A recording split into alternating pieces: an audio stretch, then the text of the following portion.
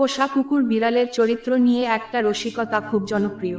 একটা পোষা কুকুর মনে করে যে যেহেতু তার মনিব তাকে খাওয়ায়, যত্ন নেয়, আদর করে, তাহলে মনিবই তার প্রভু। আর বিড়ালের ভাবনাটা ভিন্ন। সে ভাবে যেহেতু হুম্যান তাকে খাওয়ায়, পড়ায়, যত্ন নেয়, আদর আপ্যায়ন করে, সেহেতু সে নিজেই প্রভু। বিড়াল বাস্তবেও এমন। তার মেজাজ মর্জিটাই একেবারে আলাদা। মন চাইল তো আদর পাওয়ার জন্য লেজ নাড়াবে, আবার বেশিক্ষণ আদর করলে তার ভালো লাগবে না, খামচে দিবে। রাত বিরেতে ঘোর মাথায় তুলে ফেলবে খেতে চেয়ে।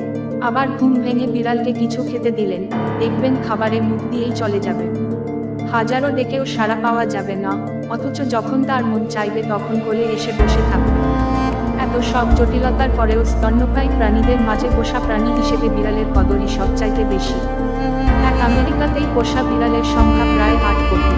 বন্য বিড়াল, এদিক সেদিকে ঘুরে বেড়ানো বিড়াল, আর পোষা বিড়াল মিলিয়ে পৃথিবীতে বিড়ালের মোট সংখ্যাটা 7 কোটিও হতে পারে।